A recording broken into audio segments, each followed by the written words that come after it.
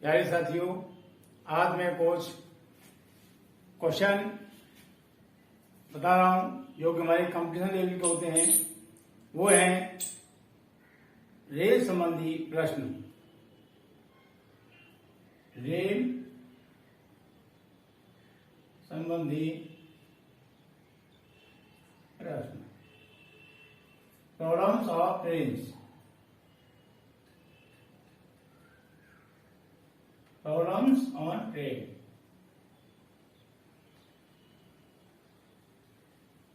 Problems on train, ये हमारा सबसे पहले हमको एक फॉर्मूला याद होगा, चार्ज बराबर दूरी बटे समय, means speed equal to distance upon time. Distance upon time, speed equal to distance upon time. अगर हम टाइम को यहां ले आए, स्पीड को नीचे ले जाए, क्या हो जाएगा? टाइम इक्वल टू हो जाएगा हमारा डिस्टेंस अपॉन स्पीड। क्या हो जाएगा? Distance upon speed. इससे हम टाइम निकाल लेंगे। ऐसे यहां समय बराबर हो जाएगा दूरी बटे 4। ठीक है, ये फॉर्मूला हमको लगाना है। अगर हमें दूरी निकालनी है तो दूरी के लिए क्या बन जाएगा? दूरी को हो जाएगा हमारा 4 गुणा समय। 4 गुणा समय मीन्स अगर हम इधर देखें तो हमारी डिस्टेंस हो जाएगी, डिस्टेंस इक्वल हो जाएगा speed into time, speed into time. ये हमारे ये फॉर्मूले हैं, नंबर 1, नंबर 2, नंबर 3। ये फॉर्मूले इसमें लगेंगे। कैसे लगेंगे ये बता रहा हूं मैं।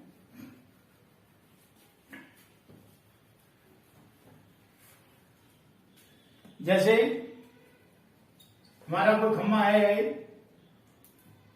हमारी इधर से ट्रेन आ रही है, ये ट्रेन इस खंबे को, पोल है ये, इस खंबे को, पोल को कितने टाइम में पार करेगी? इससे क्वेश्चन आएंगे इसमें। तो हम लिखेंगे खंबे को पार करने में लगा समय। नंबर 1 फॉर्मूला बन जाएगा, खंबे को पार करने में लगा समय। समय क्या करना होता है? दूरी बटे 4। तो दूरी क्या हो जाएगी? दूरी हमारी देखो कैसे होगी, निकालेंगे हम यहां। ये हमारा पोल है, ये ट्रेन का आगे वाला डिब्बा है, इंजन डिब्बा है ये, और ये पीछे वाला डिब्बा गार्ड का डिब्बा होता है।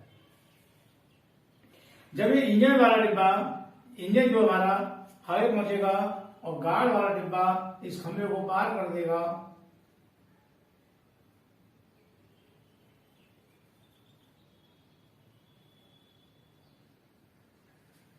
तभी तो माने खंभे को गाड़ी ने पार कर दिया। ये लास्ट वाला डिब्बा जब खंभे के से आगे निकल जाएगा तभी तो हम कहेंगे गाड़ी ने खंभे को पार कर दिया। तो गाड़ी ने कितनी दूरी तय की? गाड़ी ने अपनी लंबाई के बराबर दूरी तय की एक खंभे को पार करने के लिए। नहीं क्या हो जाएगा? खंभे को पार करने में लगा समय बराबर गाड़ी की दूरी, गाड़ी की लंबाई बटे गाड़ी की चाल।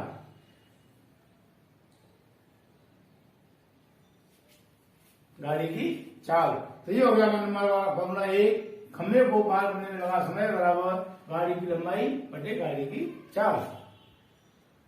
फिर हो गया। अब आता है नंबर 2 पर। माना हमारे यहां कोई प्लेटफॉर्म है, क्या है? प्लेटफॉर्म इसको गाड़ी कितनी देर में पार करेगी। अब आता है हमारा यहाँ प्लेटफॉर्म।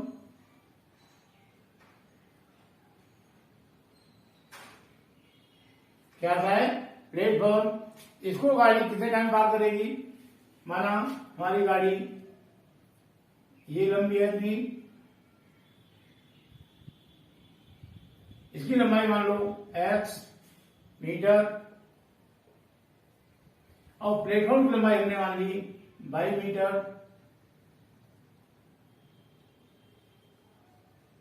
ये हमारी प्लेटफॉर्म लंबाई हो गई 22 मीटर। इसको पार कब माना जाएगा। इसको पार जब माना जाएगा जब हमारा गाड़ी का लास्ट वाला डिब्बा प्लेटफॉर्म को पार कर जाएगा।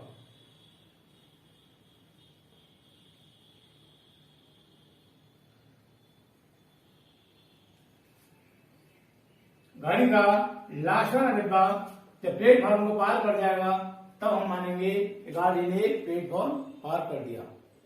तो कितनी दूर जाएगी गाड़ी ने। गाड़ी तय दूर जाएगी यहां से लेके और यहां तक। हो गया ना। तो यहां से लेके यहां तक ये दूरी कितनी है। ये तो हमारी प्लेटफॉर्म की दूरी है और ये दूरी कितनी है। ये हमारी गाड़ी की दूरी है। कहने का मतलब प्लेटफॉर्म की दूरी और गाड़ी की लंबाई दोनों को प्लस कर दिया। उतनी दूरी गाड़ी ने तय की प्लेटफॉर्म को पार करने में। तो नंबर 2 क्या आएगा। नंबर 2 बनेगा फॉर्मूला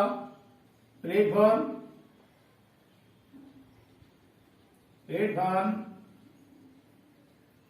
को पार करने में गाड़ी द्वारा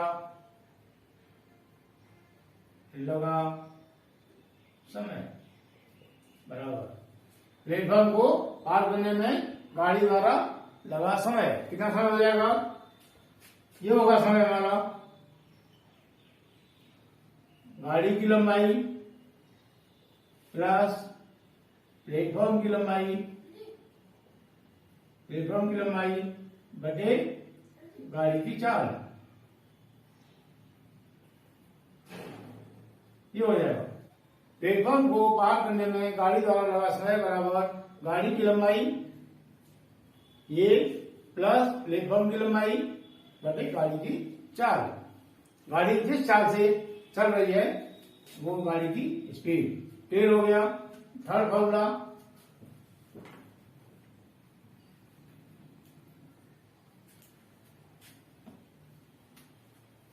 मान के चलो एक ट्रेन ये है हमारी और एक ट्रेन हमारी इधर से आ रही है। इस ट्रेन की लंबाई x मीटर है और इस ट्रेन की लंबाई 22 मीटर है। इसकी चाल है a किलोमीटर प्रति घंटा। ठीक है। और इसकी चाल है b या हमको मान लेते हैं a मीटर प्रति घंटा या a मीटर पर मिनट ऐसे मान लेते हैं। ठीक है। और इसकी चाल है b मीटर पर मिनट। ठीक है। ये दोनों गाड़ी एक दूसरे के अपोजिट डायरेक्शन में चल रही हैं। क्या चल रही हैं। अपोजिट डायरेक्शन में मतलब उल्टी चल रही हैं। एक गाड़ी ऐसा चल रही है ये गाड़ी इधर को चल रही है। उल्टी दिशा होगी दोनों की। अब देखो ये दोनों गाड़ी आपस में पार करने में कितना समय लेंगी। एक दूसरे को पार करने में कितना समय लेंगी। सबसे पहले हम ये लिखेंगे ये फॉर्मूले अगर तुमको याद है तो ये क्वेश्चन आराम से हो जाएंगे। बस इनको थोड़ा समझना है। कैसे यहां लिखेंगे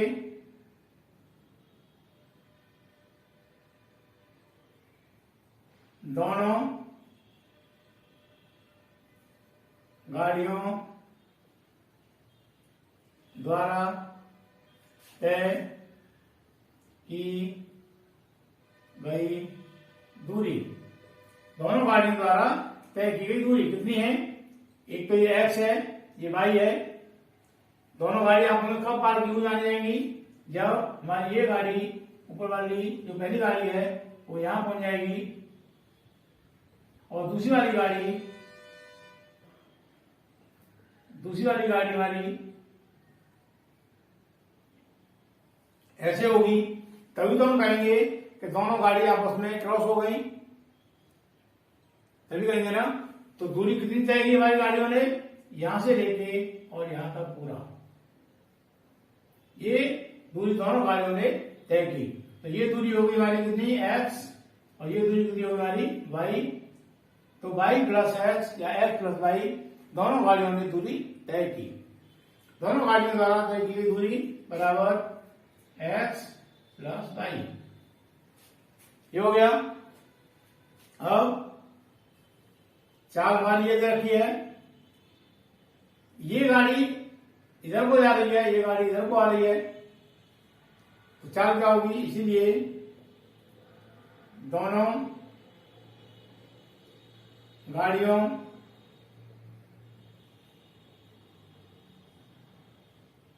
की कुल चाल,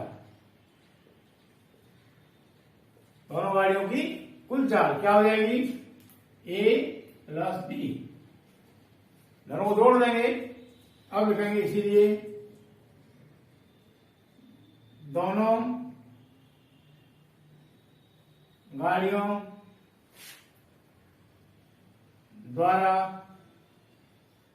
एक दूसरे को पार करने में लगा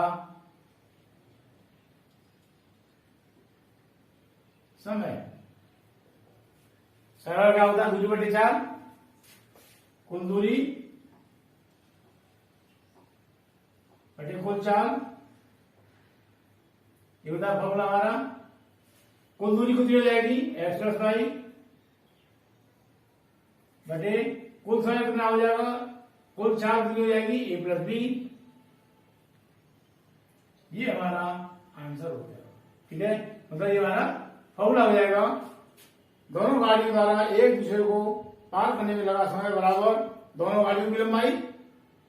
ऐसे कर सकते हैं, दोनों गाड़ियों की लंबाई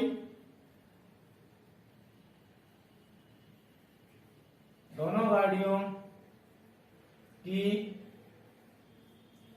कुल लंबाई बटे दोनों गाड़ियों की कुल चाल। ठीक है, ऐसे भी कर सकते हैं या उसको यही कर दो, दोनों गाड़ियों की लंबाई x प्लस y हो गई और दोनों गाड़ियों की चाल a प्लस b हो गई। क्लियर हो गया? ये फॉर्मूला समझना बहुत जरूरी है कि फॉर्मूला कैसे बनते हैं। एक और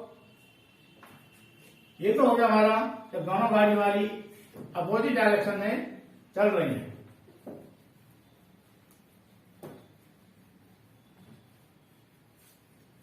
नंबर 4, जब दोनों गाड़ी, एक गाड़ी हमारी चल रही है इधर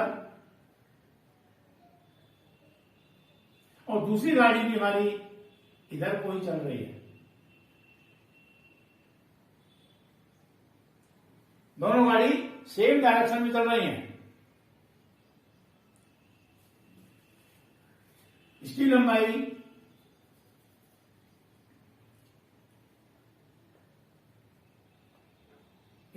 यहां a मान लो, लंबाई x मान लो, चलो इसकी मीटर, और इसकी लंबाई मान ली हमने।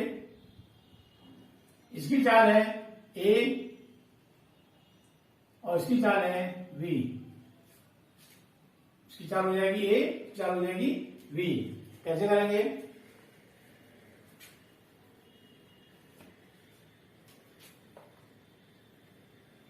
माना तेज चलने वाली माना तेज चलने वाली गाड़ी की चाल बराबर ए। ठीक है, किलोमीटर पर घंटा मान लो या कुछ भी मान लो, उससे कोई फर्क नहीं पड़ता। अब वो तो बाद में यूनिट चेंज करनी पड़ती है। वह तेज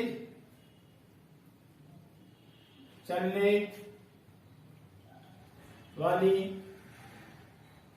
गाड़ी की लंबाई बराबर h मीटर।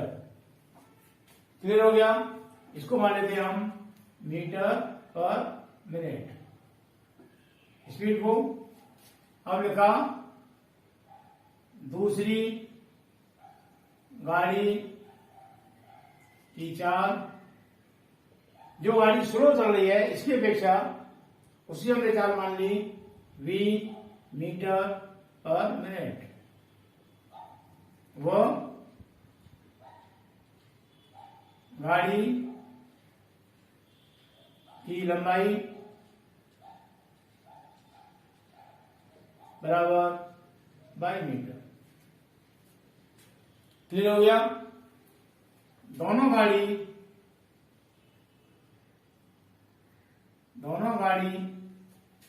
एक ही दिशा में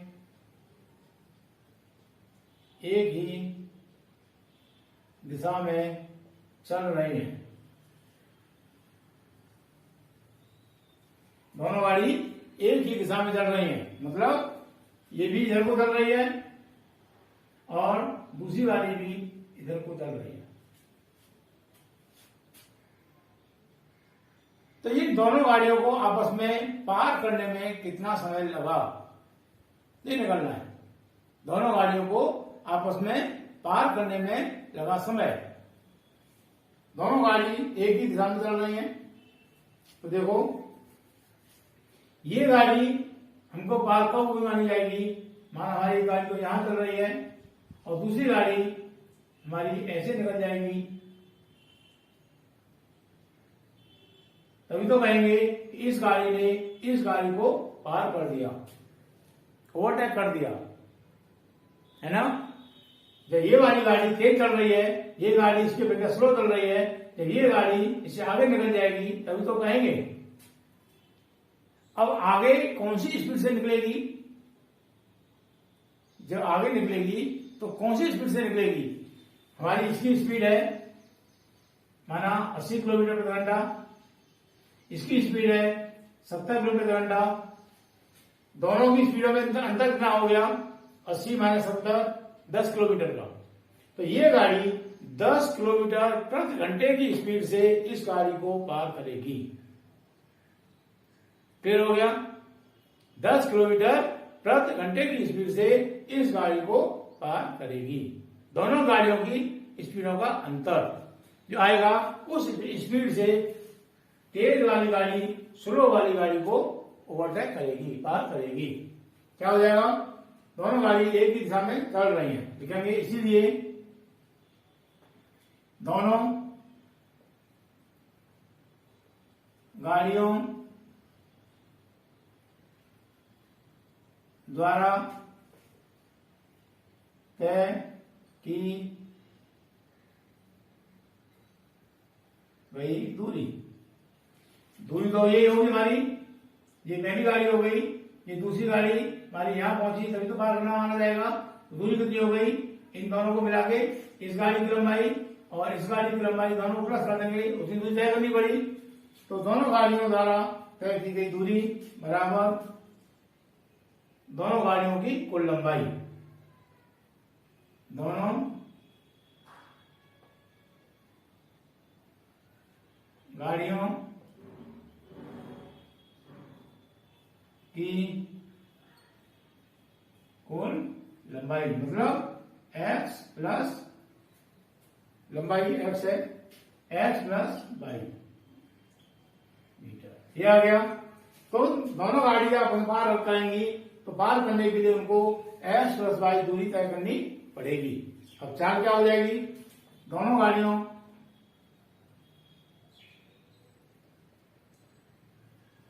यही लिखेंगे